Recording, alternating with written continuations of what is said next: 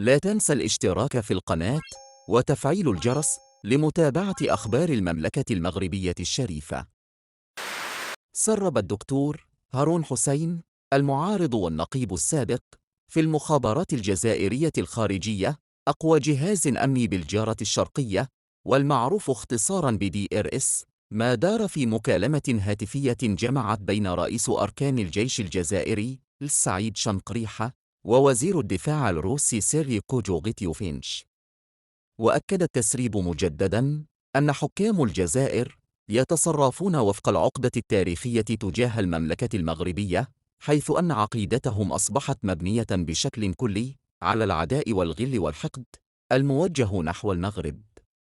فحسب المكالمة الهاتفية، الجزائر مستهدفة من طرف الولايات المتحدة الأمريكية انطلاقاً من المغرب، ولهذا فعلى روسيا أن تكون داعمة للجزائر وفق تحالف استراتيجي، ولكن بمفهوم أن تكون هي والجزائر جنباً إلى جنب في الحرب الاستراتيجية ضد أمريكا التي تجعل من إفريقيا ذراعاً عسكرياً لها حسب ما جاء في المكالمة الهاتفية المسربة.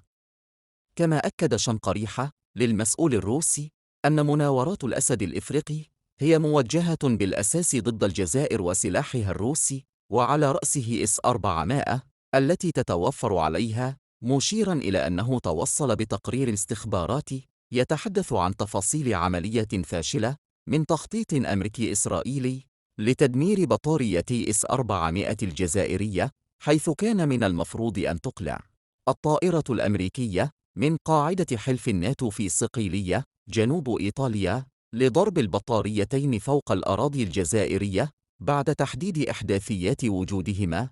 لكن قبل بدء العملية توصلت القوات العسكرية الأمريكية المتواجدة في القاعدة الجوية بصقيلية بمراسلة من حلف الناتو يمنع من خلالها أمريكا بضرب أهداف في الجزائر انطلاقاً من قاعدة تابعة لحلف الناتو، مما أدى إلى وقف العملية حسب التسريب الهاتفي. ووفق تسريب هارون، فقد أكد شنقريحة لسيري شويغو على أن الجزائر مستعدة أن تكون شريكاً استراتيجياً لروسيا في إفريقيا كلها لمواجهة التحالف الأمريكي المغربي. واتفق الجانبان على الإسراع في تنفيذ صفقة سرب سوخوي 35 قبل متم سنة 2023 لكونها حسب شنقريحة توازي في قدرتها F-16 المغربية المعدلة. كما تم الاتفاق بين الجزائر وروسيا على استقبال الغواصات النووية الروسية في الموانئ الجزائرية. وتم الاتفاق كذلك بين الطرفين على تدشين القاعدة البحرية الروسية في الجزائر في شهر يوليوز 2023، وذلك لحماية التراب الجزائري من أي هجوم من طرف الحلف الأمريكي المغربي الإسرائيلي على حد كلام شنقريحة.